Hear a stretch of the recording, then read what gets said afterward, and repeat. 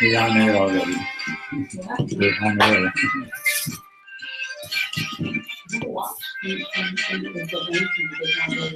Yeah, and you can watch it anytime. You can.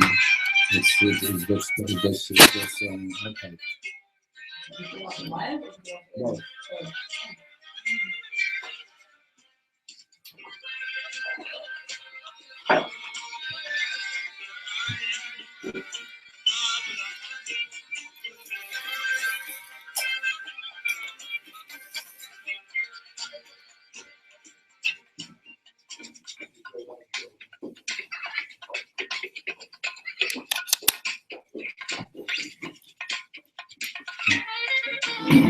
they're here.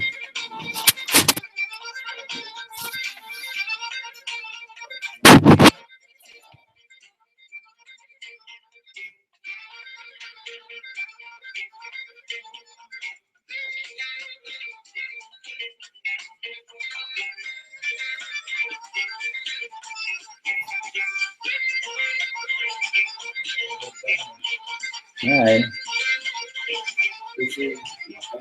Maybe nothing. Come sit down.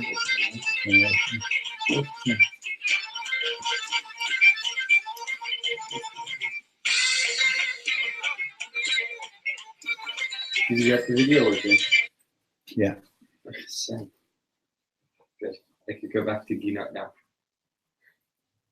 Go back to Ginot, right? Well, now that I could see the videos online. Right. Okay, let's go. The books are on the table. But if you can take some more, yeah. Okay.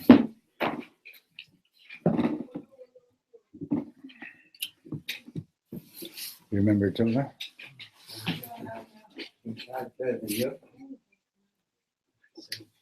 Oh, the door.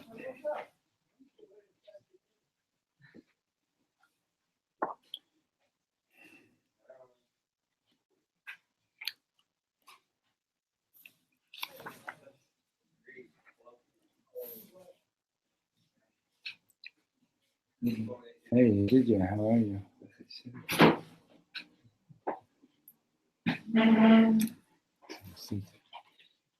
Michal, we're waiting for you. I'm sorry? So we're waiting for you.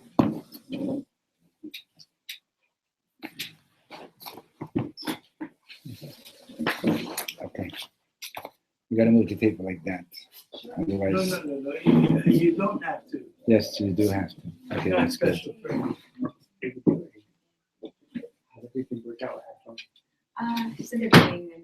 Okay, guys. Put this on there. Oh, right there.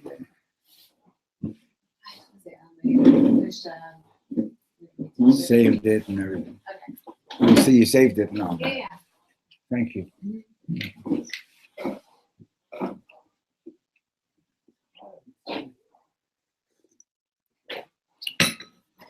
You can turn on the fan if you want.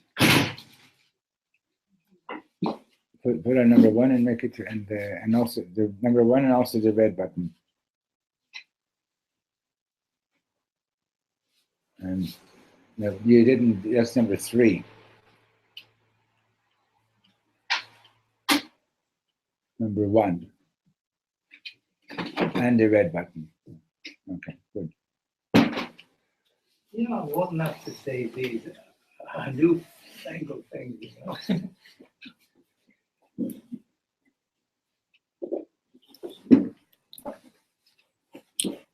Barucheinu Avinu Kulanu Ki'echad Kulanu Ki'echad Oipanecha Barucheinu Avinu Kulanu Ki'echad Kulanu Ki'echad Ve'oipanecha Barucheinu Avinu Kulanu Ki'echad Kulanu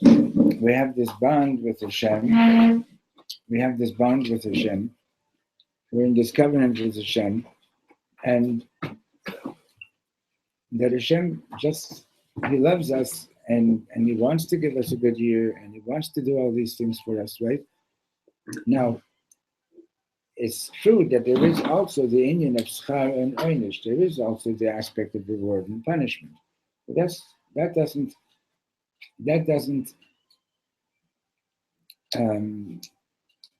cut out the underlying relationship that is permanent. And like, for example, last week in the parsha we read the Terchachi, there was like 98 curses, right? And the Chassidus explains that these are all actually blessings, but we're not getting into that right now. But in any case, it always ends up with, and even when all these terrible things might happen, you're still my children, you're still my people. Hashem is still our God, right? And so the thing is to realize that we got to go to a place of chesed chinam. Is that from the kitchen? No? No? Outside? Tour guide.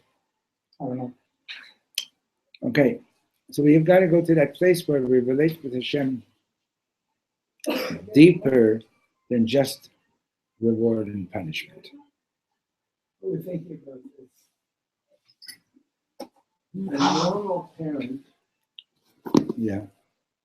loves their children unconditionally. And when we say Avinu Shemaya, we have to believe that. We have to believe that God is a loving parent. Yes, absolutely. Just like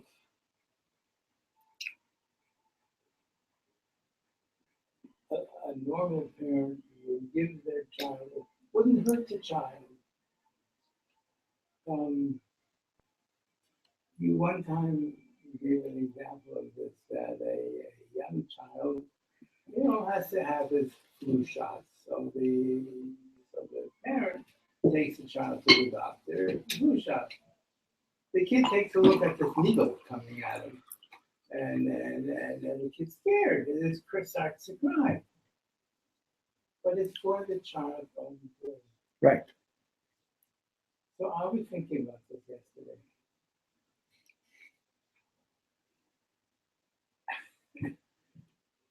Maybe it's sacrilegious, but what has God given me for nothing? Yes, God given me life.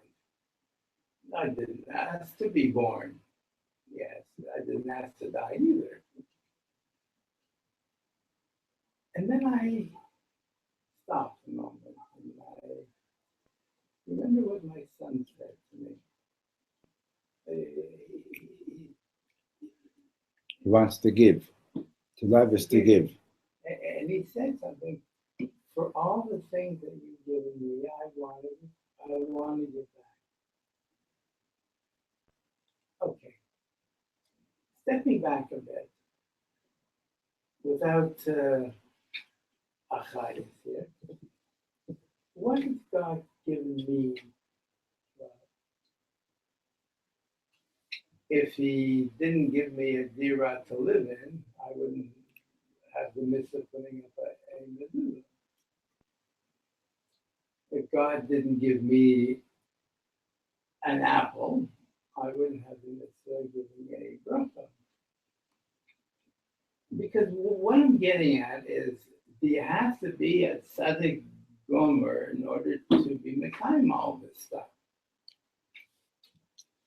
And I've come to the realization I have to be a good tzaddik. I don't have to be with the other thing here. Tzaddik Gomer, yeah. V'chayzel Levdin. I don't have to be on that level. Yeah. I have to be a makar tov. We all have to be makar tov. What he was saying is that the tzaddikim gemurim are always thinking that way. That is always chesed chinam. Moshe Rabbeinu, when he prayed to get into Eretz Yisrael, he didn't say, Hashem, I worked for you for 40 years and I took your people out of Mitzrayim and I brought the Torah down and I did this and I did this and therefore I deserve that you should let me into Eretz Yisrael. He wanted to go into Eretz Yisrael only if Hashem wanted him to go into Eretz Yisrael. Right? So let's go on. This will go a little bit deeper. ועכשיו ידידים, תשמעו את העומק של העומק. Listen to this deepest depth. Now just to remind you, our neshamas existed in heaven before they came down into this world, into the body. So what is the kindness that God has done for us by bringing our souls into bodies? And the Zohar explains that in Shemayim, before coming down, the neshamas, our souls received their nourishment, but it's called Nahama Tikasufa, meaning to say bread of shame. Our souls were being nourished, but we hadn't done anything to earn it. The gift that Hashem is giving us here is that He's giving us the opportunity to earn our nourishment. And that's Chesed Chinam. Didn't have to give it to us. Okay? So, ועכשיו ידידים, תשמעו את העומק של העומק. Now listen to the deepest depth. מהו קול השופר? What is the sound of the shofar? What's that all about? קול השופר הוא קולו של הקדוש ברוך הוא. The sound of the shofar is the voice or the sound that of the Kadosh Baruch Hu. אותו הקול שלפני 10 מאמרות שבהם ברא את העולם. It's the same shofar sound that was sounded before the 10 utterances with which God created the world. קול השופר הוא החסד חינם שלפני הכל. The sound of the shofar is the gratuitous kindness that precedes everything. לכן אני רוצה להיכנס לשנה החדשה בקול השופר, so I want to enter into the new year with the sound of the shofar. I want to enter the new year with the sound of the shofar, and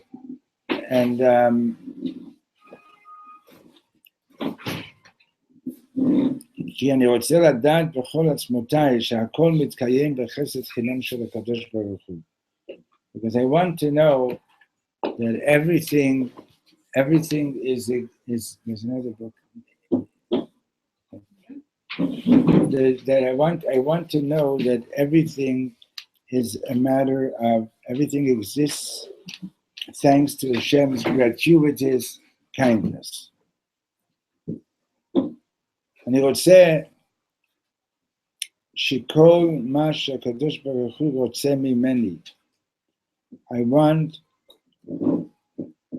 that everything God wants of me, וכל מה שייתן לי, and everything that He will be giving me, ייגע בעומק הלב שלי, will touch the depths of my heart, בעומק הלב, in the very deepest depths of my heart.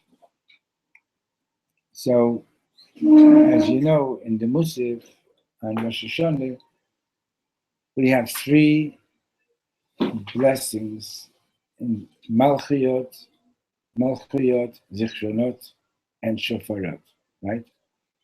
Malchiyot is the blessing in which we're coronating Hashem.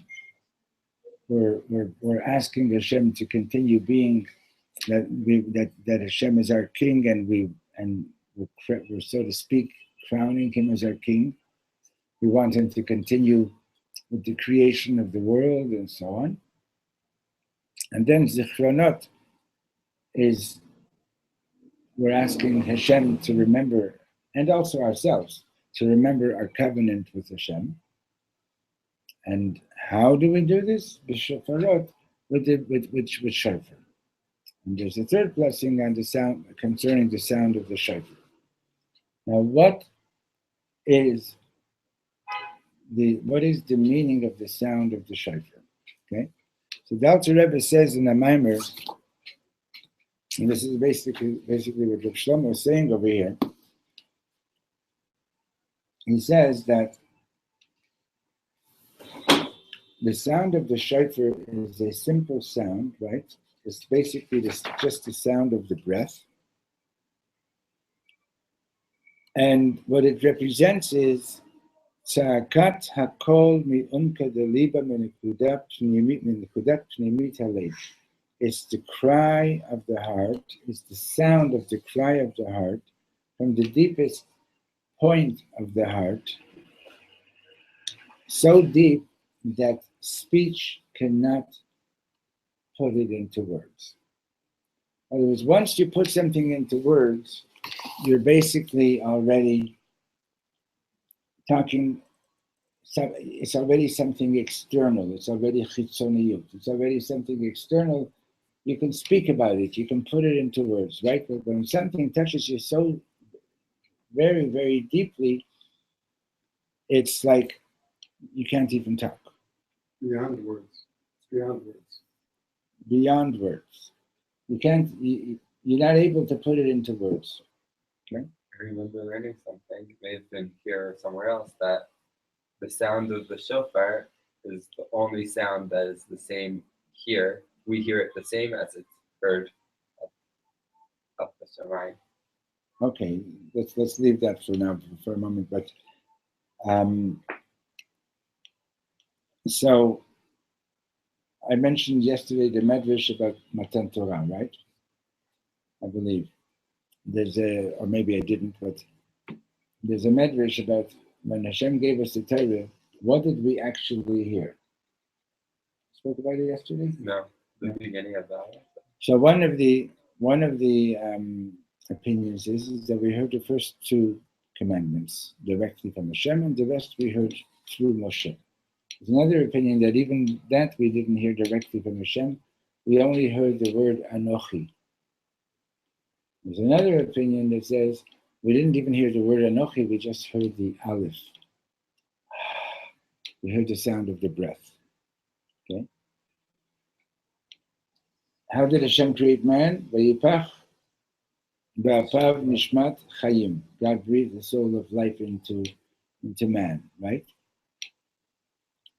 So the blowing of the shofar, in a sense, is returning to Hashem from your deepest depth, from that place that's so deep that you can't even put it into words. So when I am relating with Hashem on a level of words, I can say, yes, you are the creator of the universe. You created me, you did this for me, and I am your servant, etc., right? So that's how we think most of the time, but that's what we call transactional. You've done this for me, and now I want to do this for you. Okay? But there's also a relationship which is far deeper. Now, it's interesting, I don't know if this is a great analogy, but I remember years ago there was this weird study that was done in Russia where they took rabbits and they wired the brains of the mother rabbits, and they took the baby rabbits like hundreds of miles away, and they killed them.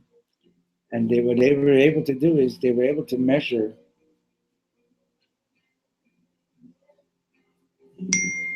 Can you go tell them, please, that there's a shear here?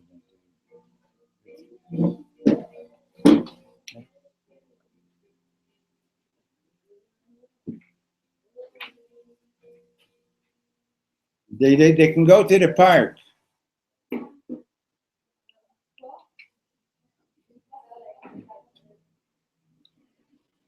Okay, so they killed these baby rabbits, and that at the moment that the rabbits were killed, they were able to measure a change, some kind of a change in the brain waves of the mother. In other words, somehow or other, there was that kind of a deep connection, right? Which I don't know how to explain it, but there was this deep connection, and the mother felt what's going on with her babies. I'll give you a better example. Okay, we know throughout history that when Jews were put into a situation of give their life, or you ask them. No, please ask them. They can go to the park.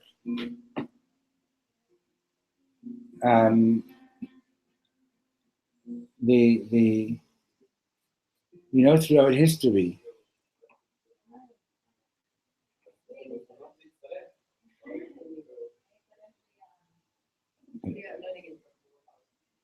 it's one of those days, huh? Getting it from that side, from this side. I mean, it's fine, but it's right outside the window. It's okay.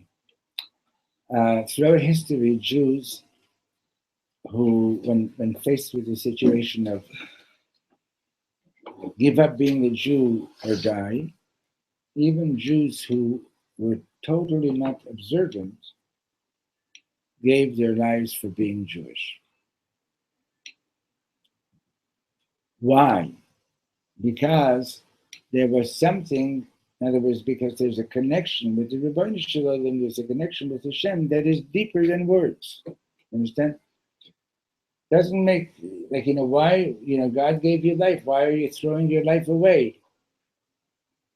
Because it's such a deep essence that you can't even really explain it in words. It's like saying, yeah, you can say, it's not, I don't want to be alive if I'm going to be disconnected from God. Okay? Now, rationally, that's not quite a rational thing. Rationally, why the guy is saying, bow down and kiss this idol, and then you can say rationally, well, I'll just do it. I don't believe it. And 5 minutes later, I'll put my tefillin back on. Right? I'll put my tefillin back on 5 minutes later, and I'll continue being a Jew. No, because that moment is like a moment of you're either staying connected or you're getting disconnected.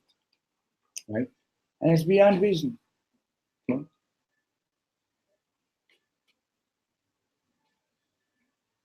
Avram Avinu, right, was thrown into a fire pit because he wouldn't bow down to an idol.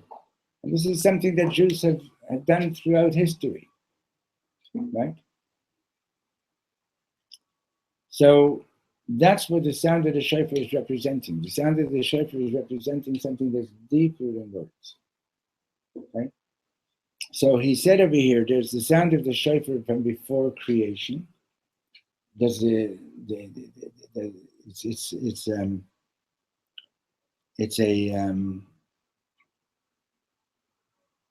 other words, it's representing a will, the God's wanting to create, God's wanting to give. And when we're blowing the shofar, right, what we're basically saying is, Hashem, whatever you want of me, whatever you're going to give me, I want it to reach the deepest depths of my heart. Okay? Page 90. Madua nitna Torah b'kol shofar. Why was the Torah given with the sound of the shofar? Right? You know the pasuk, it says, "Vayehi kol hashofar holech v'chazek ma'od." The sound of the shofar was continuous and it was very strong. Moshe Yidaber v'Elokim Yanenu b'kol. Moshe Rabbeinu was speaking, and God's voice was the voice in Moshe Rabbeinu's, what Moshe Rabbeinu was saying.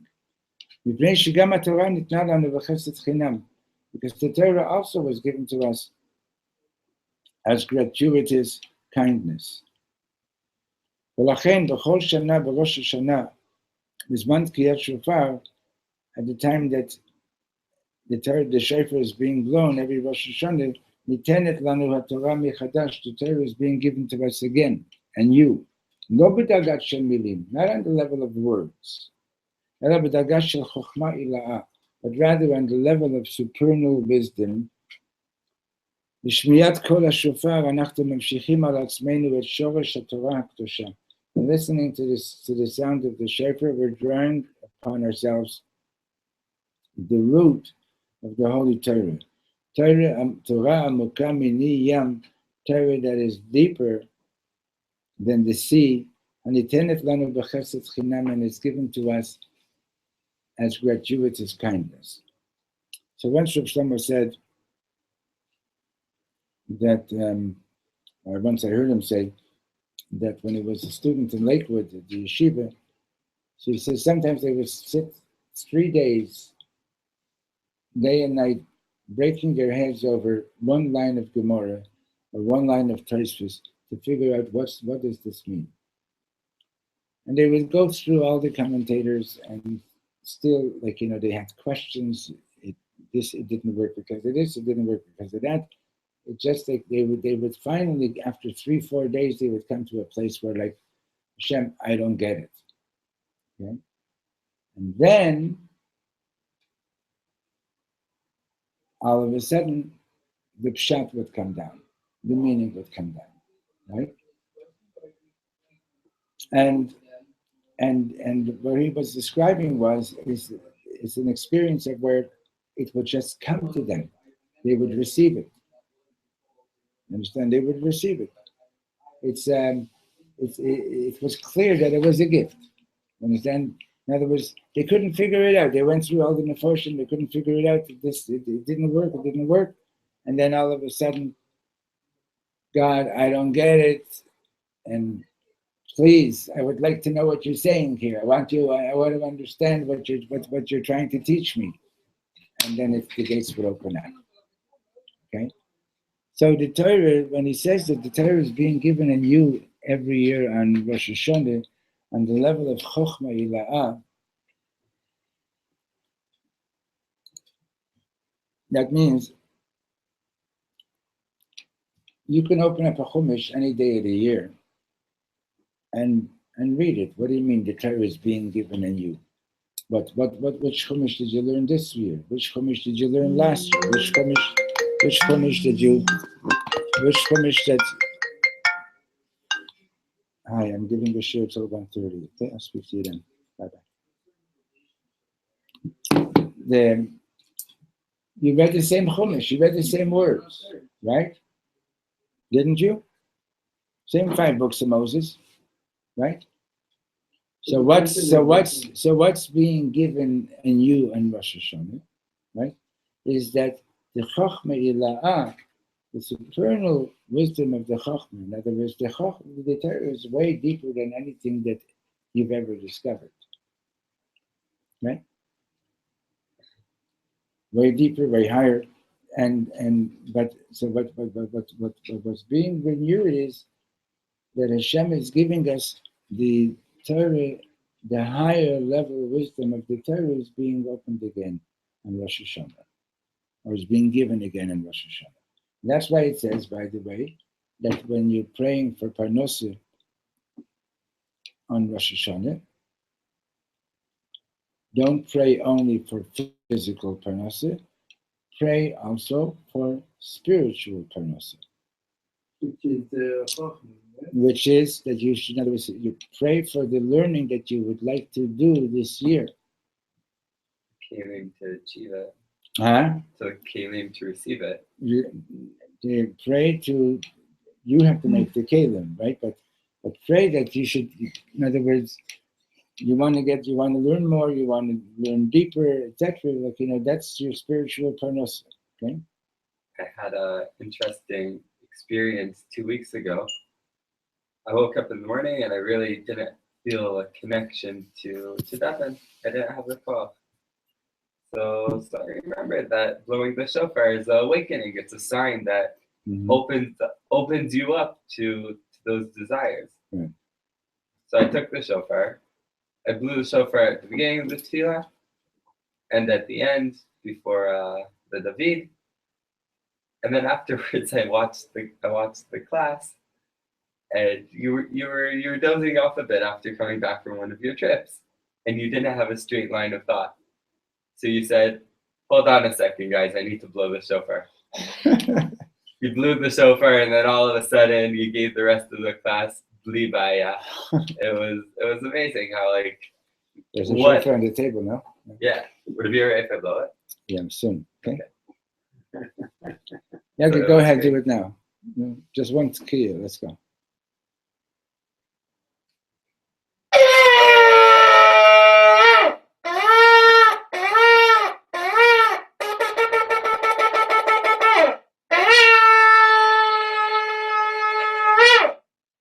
Right. Okay. So what the shofar is representing is something deep, something very deep, beyond words. See, now you're bringing in the whole city. Baruch Hashem. Baruch Hashem. We need to wake up. Yeah. I think they're coming to offer you a contract. Come around, come around.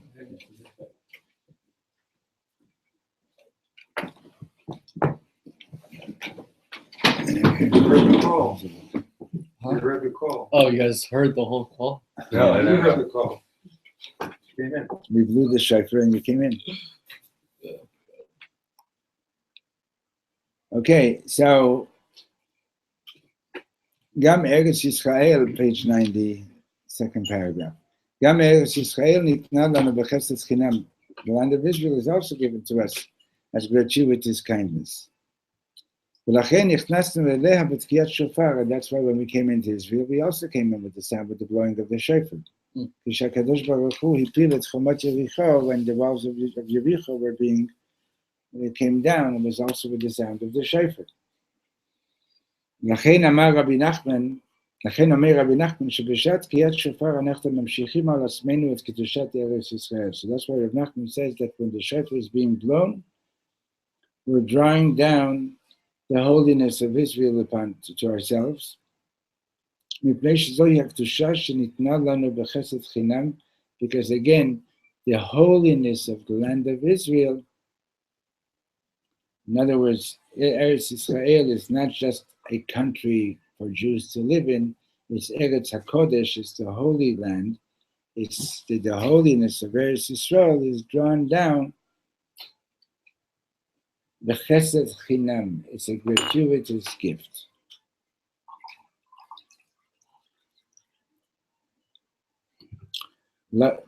אתם יודעים מה היה חטאם של המרגלים? Do you know what the sin of the spies was? הם חשבו שהקדוש ברוך הוא נותן לנו את הארץ רק בזכות התורה והמצוות שאנו מקיימים. They thought that God is giving us the land of Israel just in the merit of the Torah and the mitzvahs that we're doing. ולכן הם אמרו כי חזק הוא ממנו, and that's why they said it's too hard for us. In other words, we're not able to conquer the land yet.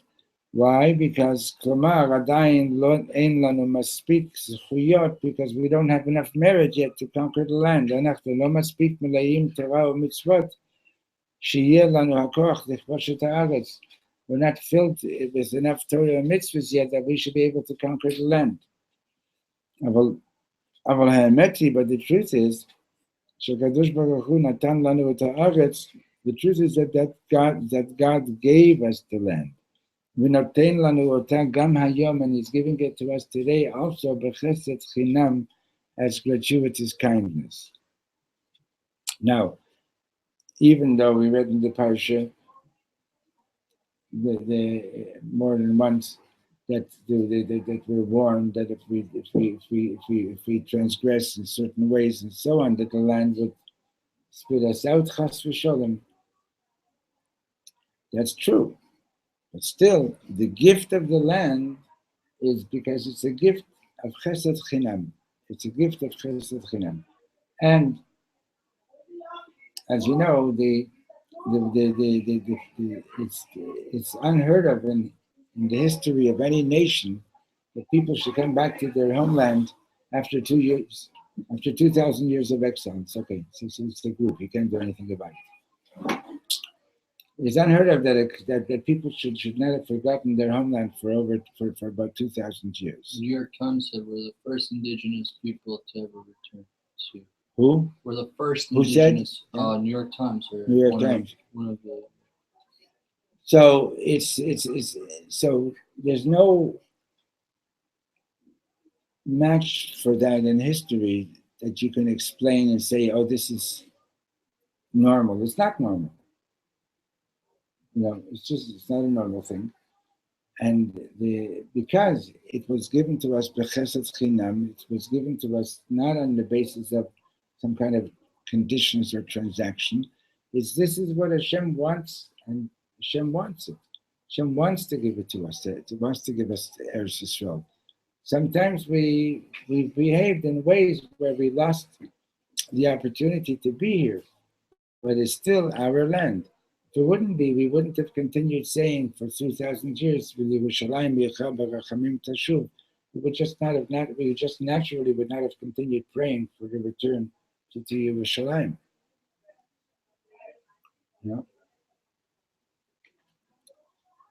So, therefore, Moshe Rabbeinu, second last line on page 90,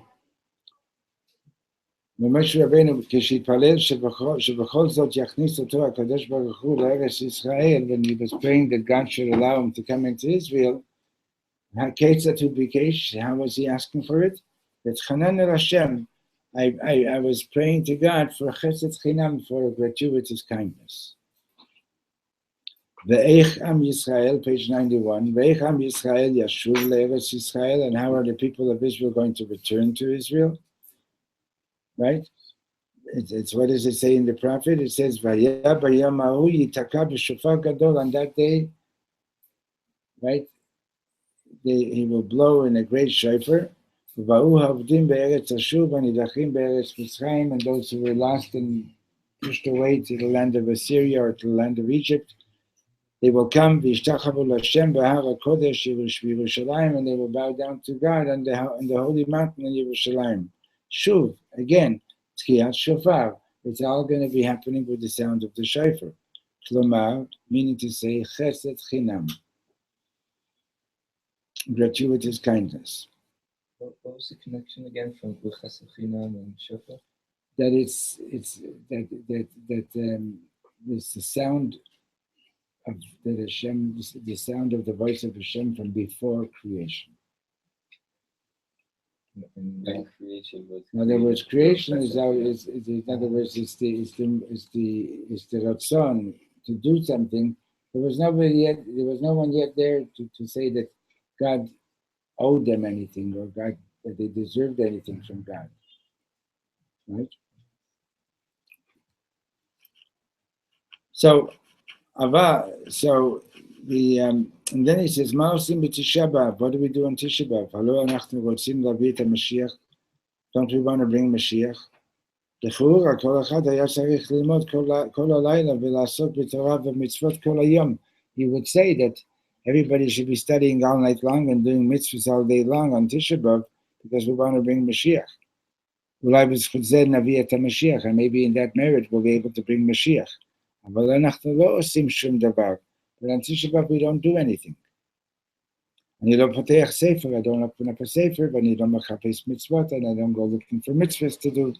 בתשעה באב שום דבר. Tisha B'Av is just, we're not doing anything. מדוע? Why not?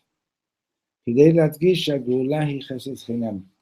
In order to emphasize that the redemption is also going to be, the ultimate redemption is also going to be chesed chinam. Just given to us without us doing anything towards. We have to do whatever we're going to do, but we have to realize that it's still going to be chesed chinam. Right? The tzaddikim serve Hashem, and they're learning Torah, and they're doing mitzvot. But what makes them complete tzaddikim is that they realize it's all Hashem's kindness that allows me to do this.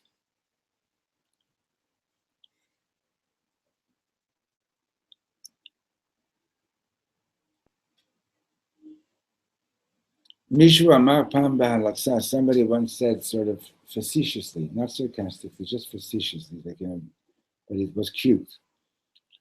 אני אפילו לא אוכל בתשעה באב, I don't eat on Tisha B'Av, כדי שלא אצטרך לברך, so I shouldn't have to make a blessing. Meaning to say what? Meaning to say, שלא אחשוב שהמשיח בא בגלל שבירכת שהכל שלי הייתה כל כך בגלל שברכת שהכל שלי הייתה כל כך גוואלד.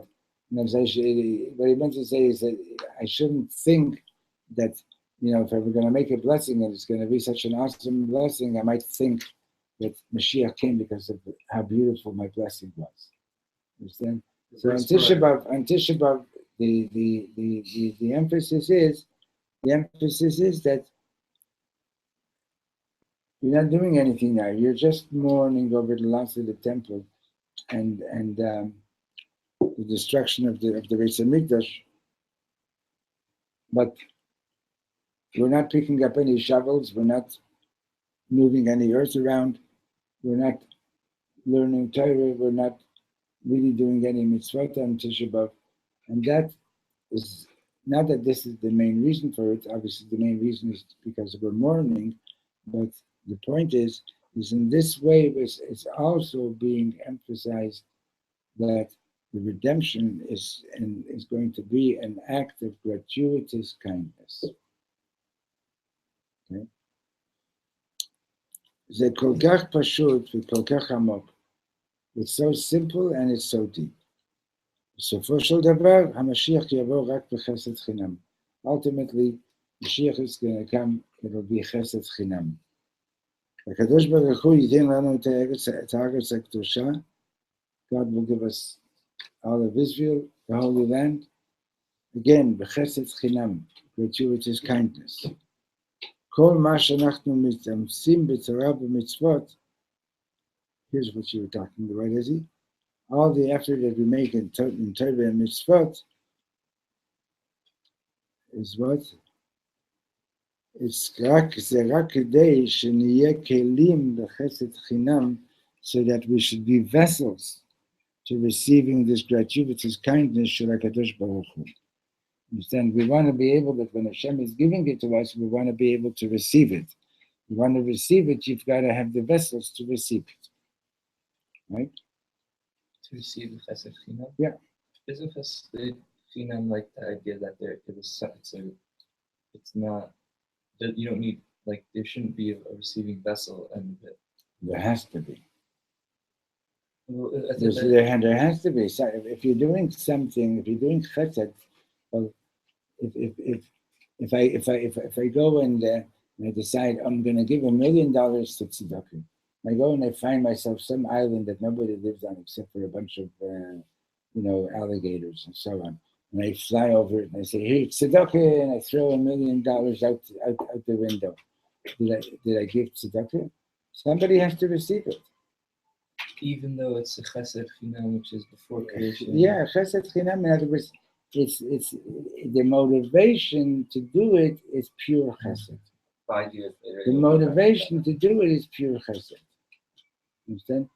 Not because you feel compelled to, because somebody earned it. There is no somebody there that earned it. 5 years later, when we go back to that island, we'll see all these developed, sophisticated alligators, hotels. He's been reading too much of the Far Side.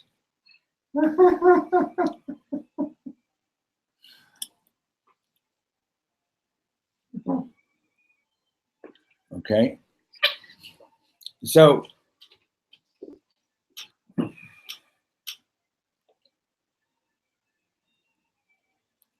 let's be a little bit practical over here, right? What are you going to do with this teaching, with this lesson that we've been learning? Right? What's going to be the avoiding? What's going to be the avoiding? What's the practical aspect of this? So, and it relates to this week's passion. The practical aspect of this avoiding is can you get yourself to the place of being in complete achdut with every one of your brothers and sisters of the people of Israel? In other words, can you, like every Baruch Hashem, to read the news every day, there's, how the newspapers are, they don't report so much good things. They're just always reporting this one did this crime, that one did that crime, right? And you read about this gangster and that gangster and this one and so on and so on. And some of them are really terrible people, right? But they're my brothers and they're my sisters. Right? Are you able to feel that they're part of the unity? Are you able to feel that are you at the place where you could say, if I would have all the Jewish people in the world together and this one fellow would be missing, it would be incomplete.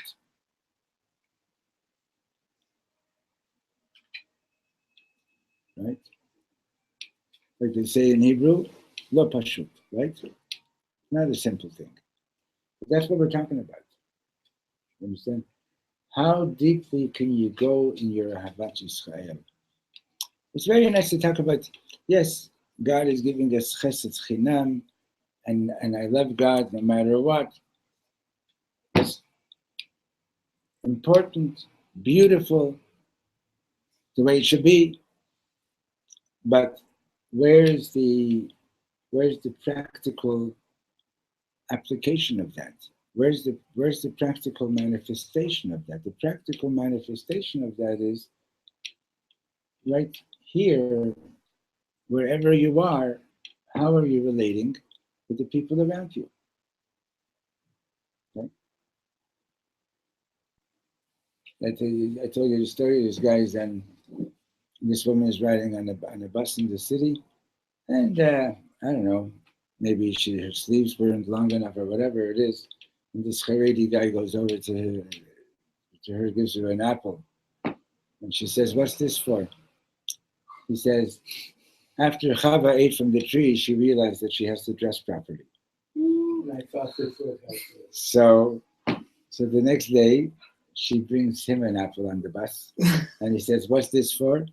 She says, after Adam ate from the tree, he realized he has to go work. Okay. So I have Reb Shlomo who's Haredi, and I heard it the first time. I spent Shabbos with them, and I thought it was funny. they didn't. Oh. Well, maybe we should give them a sense of humor, okay? In any case, Maybe we should give them an apple. give them another apple, right? So maybe we have to give them an apple with honey,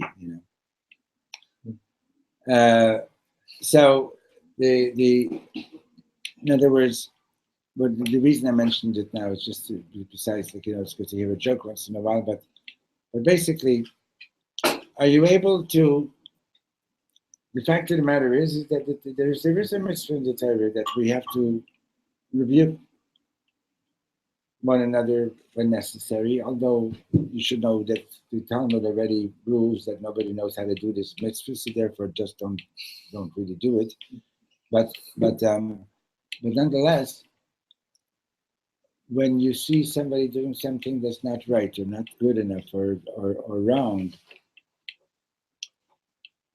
can you get past that initial rejection of the person and say, wait a minute, this is my brother, this is my sister, and the fact that Hashem has orchestrated events so that I should see this means that I need to understand that this is part of my reality, and what am I going to do about it? And these are Hashem's children. No less than you and I or anybody sitting and doing mitzvahs and studying Torah and so on. How does that connect to this paragraph of So the the thing is the whole union of the shofar is to be able to have that consciousness means to really be deeply connected with Hashem. To be deeply connected with Hashem means that you have that consciousness vis-a-vis everybody else. If you just have this deep connection with Hashem, but it doesn't translate into the way you say good Yom Tov to somebody, doesn't translate into the way you say good Shabbos, it doesn't translate into the way you say good morning, the way we speak with each other, so then you are living in this imaginary relationship with God. It's not the real Jewish relationship with God. It should translate into a form of Ahavat Chinam, not Chinam. Yeah, it should translate. Yes, it should translate eventually into Ahavat Chinam. Exactly.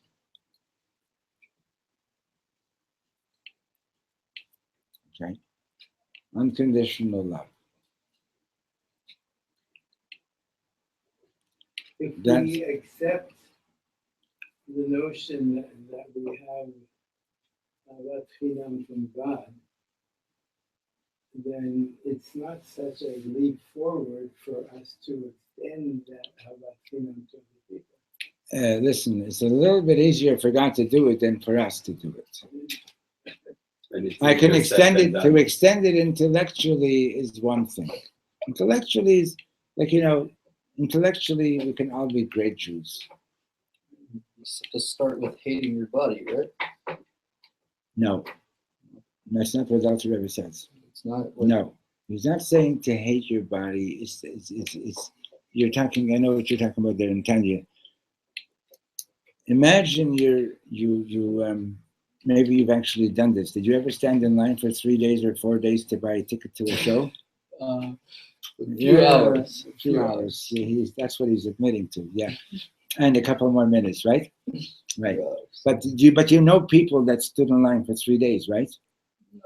You've heard of such things. It's all online. It's frustrating because they have ticket. It's a whole. It's like everything's online now. ticket outlets, and they I know. The That's scalpers now. come I know. in, and it's a whole thing. But I know people who stood in line for a dead show. They bring their sleeping bag. They sleep on the sidewalk and so on. Okay. Now imagine you finally got one of those tickets. You saved for 6 months. You spend $170 on the ticket, whatever it is. You finally at the show, and guess what? 3 big slobs are in front of you, and they're big, and you can't see past them. And if they sit down, you can see, but they keep on getting up, and they're eating popcorn, and they're talking, and they're this, and they're that, and they're that, right? At some point, you're going to say, guys, excuse me, I didn't stay in line for 3 days to get a ticket to the show so that I should be totally blocked by you, right? Now, what Dr. Rebbe is saying is, your neshama wants to be connected with Hashem, right? And the body is very demanding. The nefesh habahamit is very demanding. Okay? So he's giving you a technique over there. Chas v'sholem, that Dr. Rebbe is not saying despise your body. Even though that's how it translates. Even though that's how it translates. It's when the body, when you're so stuck in your body that you're so to speak, you're addicted to everything your body wants, whatever it might be, okay? So there's a point where you got to be able to say to the body, listen, I live here, I got to pay rent to my body, but you're not going to be in the driver's seat anymore. I'm taking over the wheel, I'm in the driver's seat. And you have become so messed up that you don't care about this deeper aspect of my being. So enough of that. In other words, sometimes you got to call up a certain measure of righteous indignation. Let's take an example. It shouldn't ever happen. You have a neighbor down the street who's abusive to his children. Okay? God forbid. Okay? What does your soul want? What does your soul want? To hurt. To hurt him? No, your soul Oh, wants well, to correct the situation. Body wants Right? to- Right? What does your soul want? But this neighbor, he lets you use his sailboat, lets you drive his car, right? What does your body say? Oh, if I'm going to open my mouth and I'm going to tell him, hey, what you're doing, sir, is intolerable, right? He might not be so generous with me anymore, right? Now, suppose, for example, as a result of that, you keep your mouth shut and you don't do anything. And this guy's kids are growing up, becoming wrecks, right? So, don't you think that it's a situation where you should really call up your righteous indignation and say, I'm not going to let my attachment to his car or to my car get in the way of living the life the way I believe I should be living, right? And if necessary, to give the body a good dressing down, right? In other words, to really let it know, look, you're behaving this way because this is what you're all about, but you're not my boss, right? You're not my boss. And so part of it's a technique that the Alter Rebbe is talking about. But otherwise, the same Alter Rebbe says, don't mortify your body, don't go fasting. If you do, it's going to be sinful. You have to treat your body with respect. But when the body is like mamish, like behaving like those three big guys in front of you, and not letting you even see a bit of the light, right? There's some point where you got to say, hey, get out of my way. Okay? But in all the years that I know the Lubavitchers, I haven't really seen anybody walking around despising their body. You know what I mean? It's not what Alter Rebbe is saying. But if the body is behaving in such a way that it's like literally interfering with you being and manifesting your true essence, right? So then if you really care about your neshama, you're gonna call up that righteous indignation against the body. But not chas v'sholem to hurt it. Just to put it in its place. And then he goes on in that chapter and he brings the example of Moshe Rabbeinu after the spies came back. Remember that, right? And they said, "Oh, we can't go to Israel." And Moshe Rabbeinu, like turns up the righteous indignation, and then all of a sudden the people say, "Yeah, let's go," right? So he explains what happened. All of a sudden, the people 2 minutes ago they said we can't go to Israel because it's impossible. They're stronger than us, and all of a sudden now everybody's ready to go, right? Elamai, he turned up the righteous indignation, gave a good scream at the nefesh habahamis, at the animal soul, which says we can't do it. Put it back in its place, and then the consciousness of the higher soul took its rightful place, and the people said, "Yeah, he's right. We could do it." Let's say, for example, you know the importance of giving tzedakah, right? But you've been saving this money. You've been wanting to buy yourself a new, who knows what, iPhone, computer, I don't know what. And in the meantime, you get a call from someone that you haven't seen in a while, but you know that they're really in a desperate situation. Okay, you have a few $100s, and a part of you says, you know, I can't part with this money. I want it for myself. But you know that you can live without this thing that you were going to get yourself. But this person really needs this now, right? So there are times when you got to be able to say, enough of that nonsense. I want to live the way I really believe I should live, right? Enough of this nonsense of being a slave to the voice of my animal soul. Now, the animal soul itself, if it's not corrupted, it's actually coming from a very high holy place, just to be an angel in Shemayim. Okay? So we're not trying to snuff it out. We're not trying to choke it. We're not trying to maim it, God forbid. But know your place. Know your place. And because you need your animal soul. You can't do any mitzvahs if your soul is not in your body. Right? So, like one step at a time, one person at a time, one practice at a time, whether it's learning to practice to just, make an exercise of walking in the street for 10, 15 minutes and just consciously think, this is my brother, this is my sister, this is my brother, this is my sister, this is my brother, this is my sister. Right? And you'll see that there's work to be done there. It's not just an intellectual thing, right? Shlomo was on that level.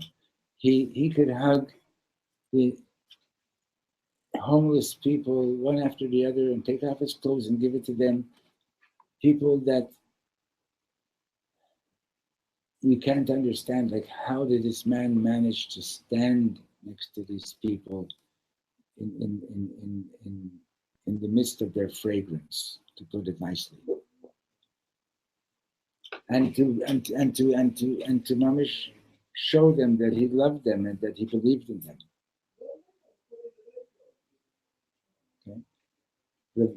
Rish Lakish, one of the greatest rabbis in the Talmud, used to be a gangster, and he became one of the greatest rabbis. There were people around the Lubavitcher Rebbe and also around Shlomo that, until they came in contact with him, they were gangsters, they were thieves, and so on. It's not so simple to be on that level. Okay? So don't try to be on the level that's out of your reach at the moment, because if you're going to jump for something that's out of your reach, you're going to crash and then you're going to give up. But one step at a time. Like Michal said, there was this guy in shul that was like some that was like really getting on his nerves all the time. And Michal decided that now he goes and says good Shabbos to him, right? And that's changed that person. It has changed that person. You understand? So one good deed at a time. One, and that's the essence of it. So we should all be blessed. Like Reb Shlomo used to say, "Bless me and I bless you back." That we should all be blessed to get in touch with the deeper,